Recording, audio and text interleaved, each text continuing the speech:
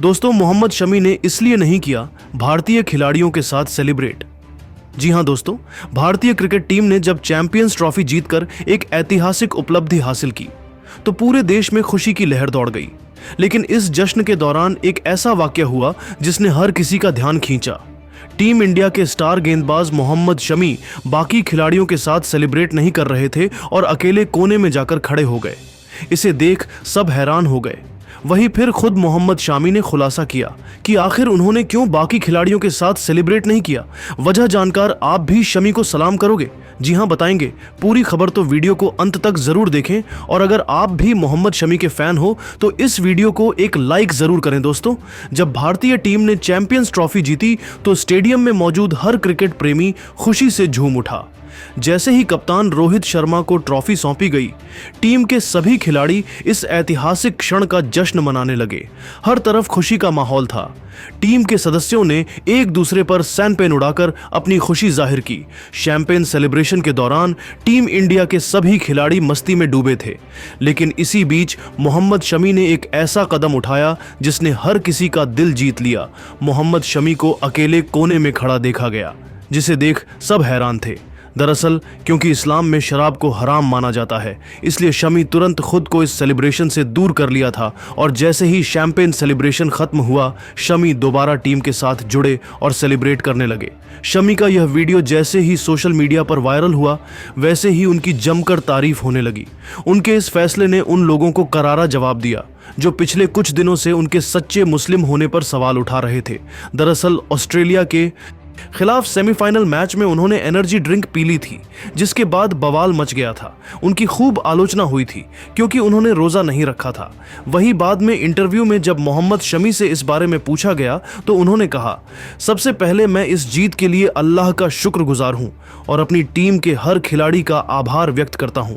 यह ट्रॉफी सिर्फ हमारी मेहनत का नतीजा नहीं, बल्कि पूरे देश की दुआओं और समर्थन का फल है। जब हमारी टीम ने चैंपियंस ट्रॉफी जीती तो वह पल मेरे जीवन के सबसे यादगार पलों में से एक था, क्योंकि यह मेरी पहली आईसीसी ट्रॉफी है। सभी खिलाड़ी अपनी अपनी तरह से खुशी मना रहे थे, लेकिन मैंने अपनी आस्था और धार्मिक विश्वास के कारण चैंपियन सेलिब्रेशन से दूरी बना ली।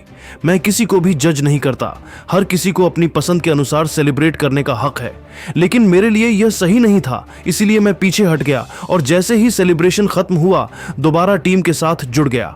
मैं एक सच्चा मुसलमान हूं। मेरे धर्म को लेकर मेरी काफी आलोचना होती है, लेकिन मैं इसकी कोई सफाई देना नहीं चाहूंगा, क्योंकि action speaks louder than words. जब उनसे रोजा विवाद पर सवाल किया गया तो उन्होंने जवाब दिया, देखिए, मैं एक खिलाड़ी हूं और मेरा पहला कर्तव्य अपनी टीम और देश के लिए बेहतरीन प्रदर्शन करना है। रोजे का पालन करना मेरे लिए बहुत महत्वपूर्ण है, लेकिन कुछ परिस्थितियां ऐसी होती हैं जब मैं अपने शरीर की जरूरतों को प्राथमिकता देता हूं। सेमीफाइनल मैच के दौरान हमारी टीम के लिए मेरा प्रदर्शन बहुत अहम था और मुझे पूरी एनर्जी बनाए रखनी थी। एनर्जी ड्रिंक लेना मेरे लिए एक जरूरी फैसला था ताकि मैं अपना सर्वश्रेष्ठ दे सकूं। इसका मतलब यह नहीं कि मैं अपने धर्म का पालन नहीं करता। धर्म और कर्तव्य दोनों का सम्मान करना जरूरी है। दोस्तों, शमी के इस बयान के बाद उनके समर्थन में बड़ी संख्या में लोग आगे आए।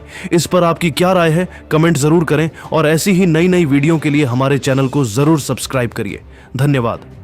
दोस्तों, अगर आपको भी न्यूजीलैंड और भारत के बीच चैंपियंस ट्रॉफी का फाइनल मुकाबला पसंद आया हो तो दिल से एक लाइक जरूर कीजिएगा। आज की वीडियो का लाइक टारगेट केवल 400 लाइक का है, तो बिल्कुल भी ना भूलें। दोस्तों, दुबई के मैदान पर फाइनल मुकाबले में भारतीय गेंदबाजों का आया जबरदस्त तूफान। कीवी बल्लेबाजों को रुलाए खून के आंसू। वरुण चक्रवर्ती और कुलदीप यादव के साथ मिलकर साथी गेंदबाजों ने दिखाया ऐसा प्रदर्शन कि देखकर पूरा क्रिकेट जगत हक्का बक्का रह गया। वहीं कमजोर दिल वाले तो दांतों तले उंगली दबाकर बैठ गए। तो आखिर इस फाइनल मुकाबले में कैसे भारतीय गेंदबाजी के आगे न्यूजीलैंड ने टेके घुटने, कैसे भारतीय गेंदबाजों ने अपने लाजवाब प्रदर्शन से पलट दिया पूरा कुलदीप और वरुण चक्रवर्ती की घातक गेंदबाजी के साथ साथ मैच की पूरी रोमांचक हाईलाइट हम आपको जरूर दिखाएंगे।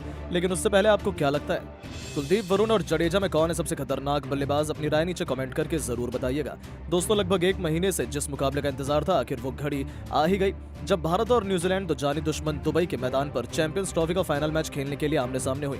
इस मुकाबले में सिक्का उछाला गया तो टॉस के बॉस बने न्यूजीलैंड। कप्तान मिचेल सेंटनर पहले बल्लेबाजी करने का फैसला किया और भारतीय टीम को गेंदबाजी करने के लिए आमंत्रित किया। फाइनल मुकाबला देखने के लिए पूरा स्टेडियम खचाखच भरा हुआ था।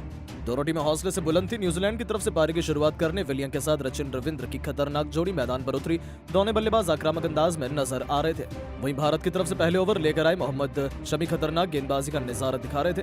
इस ओवर ओवर में बल्लेबाजों को खूब परेशान कर रहे थे, लेकिन ओवर की अंतिम गेंद पर विलियंग ने शानदार चौका लगाकर अपनी टीम का खाता खोला और स्कोर को आगे बढ़ाया। दूसरा ओवर लेकर आए हार्दिक पांड्या बेहतरीन गेंदबाजी कर रहे थे। उनकी गेंद बल्लेबाजों को बिल्कुल भी समझ नहीं आ रही थी। हार्दिक ने इस ओवर में केवल 2 रन दिए। तीसरा ओवर लेकर आए एक बार फिर विकेट की तलाश में मोहम्मद शमी बेहतरीन गेंदबाजी का नजारा दिखा रहे थे। कीवी बल्लेबाजों को रन बनाना बहुत कठिन हो रहा था। 3 ओवर में न्यूजीलैंड का स्कोर 10 रनों तक पहुंच पाया। चौथा ओवर लेकर आए भारत की तरफ से एक बार फिर हार्दिक पांड्या, लेकिन इस ओवर में रचिन रविंद्र ने उनकी जमकर कुटाई कर दी। ओवर की चौथी गेंद पर खतरनाक छक्का और फिर 5वीं गेंद पर अंतिम गेंद पर बेहतरीन चौका जड़कर अपनी टीम को 4 ओवर में ही 26 रनों तक पहुंचा दिया। न्यूजीलैंड की शुरुआत बेहद खतरनाक हो चुकी थी। 5वां ओवर लेकर आए मोहम्मद शमी की भी जमकर कुटाई रचिन रविंद्र ने की। लगातार 2 चौके जड़कर अपनी टीम के स्कोर को 5 ओवर में ही 37 रनों तक पहुंचा दिया और भारतीय गेंदबाजों के पसीने छुड़ा दिए।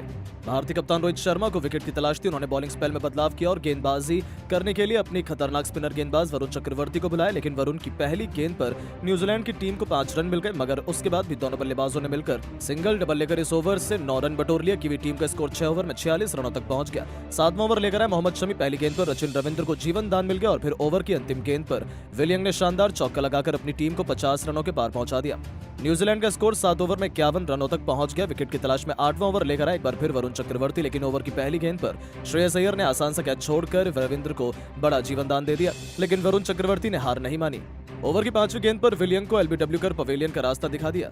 भारतीय टीम को पहली सफलता 57 रनों के स्कोर पर मिल गई। विलियंग अपनी टीम के लिए 15 रन बनाकर पवेलियन लौट गए, लेकिन रचिन रविंद्र अभी भी मैदान पर टिके हुए थे। उनका साथ देने के लिए अब केन विलियमसन आ चुके थे। इन दोनों खिलाड़ियों के कंधों पर टीम की पूरी जिम्मेदारी आ गई थी। 8 ओवर में न्यूजीलैंड का स्कोर 58 रनों तक पहुंच गया। रविंद्र और विलियमसन ने मिलकर अपनी टीम के स्कोर को धीरे धीरे आगे बढ़ाया। संभल कर बल्लेबाजी कर रहे थे और 10 ओवर में टीम का स्कोर 69 रनों तक पहुंच गया। टीम इंडिया को एक बार फिर विकेट की तलाश थी। 11वें ओवर में रोहित शर्मा ने फिर से बॉलिंग स्पेल में बदलाव किया और गेंदबाजी करने के लिए अपने तुरुप के कुलदीप यादव को बुलाया। कुलदीप यादव ने आते ही ओवर की पहली गेंद पर सेट बल्लेबाज रचिन रविंद्र को क्लीन बोल्ड कर पवेलियन का रास्ता दिखा दिया और टीम इंडिया को दूसरी सफलता 69 रनों के स्कोर पर मिल गई। रविंद्र अपनी टीम के लिए 37 रनों का योगदान देकर पवेलियन लौट गया। विलियमसन का साथ देने के लिए डेरिल मिशेल आ चुके थे। इन दोनों खिलाड़ियों के कंधों पर टीम की पूरी जिम्मेदारी आ चुकी थी। टीम इंडिया मैच में धीरे धीरे वापसी करती हुई नजर आ रही थी। रोहित शर्मा ने एक बार फिर 13वां ओवर फेंकने के लिए कुलदीप यादव को बुलाया और कुलदीप ने आते ही ओवर की दूसरी गेंद पर केन विलियमसन को कैच आउट कर पवेलियन का रास्ता दिखा दिया और भारतीय टीम को 75 रनों के स्कोर पर तीसरी सफलता मिल गई। न्यूजीलैंड की टीम घुटनों पर आ गई। विलियमसन अपनी टीम के लिए केवल 14 रन बनाकर पवेलियन लौट गए। टीम इंडिया के मैच में तगड़ी वापसी कर ली, लेकिन मिचेल का साथ देने के लिए अब टॉम लैथम आ चुके थे। इन दोनों ने मिलकर टीम के स्कोर को धीरे धीरे आगे बढ़ाया। दोनों बल्लेबाज संभल कर खेल रहे थे, अपनी टीम के स्कोर को आगे बढ़ा रहे थे। दोनों खिलाड़ियों के बीच एक अच्छी साझेदारी पनपती हुई दिखाई दे रही थी। 19 ओवर में न्यूजीलैंड का स्कोर 99 रन तक पहुंच गया। भारतीय टीम को लगातार अब विकेट की तलाश थी। 20 ओवर लेकर आए रविंद्र जडेजा। पहली गेंद पर मिचेल ने सिंगल लेकर अपनी टीम को 100 रनों के पार पहुंचा दिया।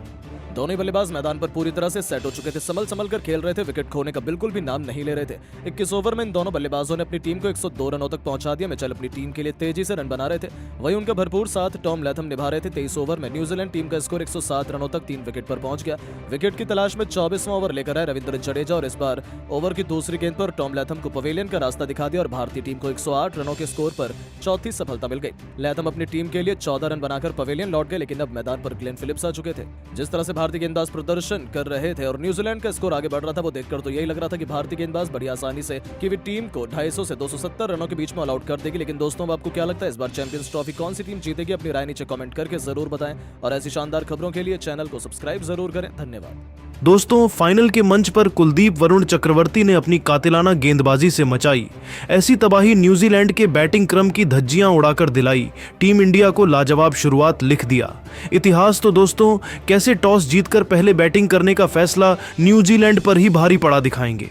कुलदीप और चक्रवर्ती की जादुई बॉलिंग का पूरा वीडियो, जिसके आगे कीवी बल्लेबाज भी घुटने टेकते नजर आए, तो हमारे साथ लास्ट तक बने रहे। लेकिन उससे पहले आपको क्या लगता है कि कुलदीप, वरुण और सेंटनर में कौन सबसे खतरनाक स्पिनर है?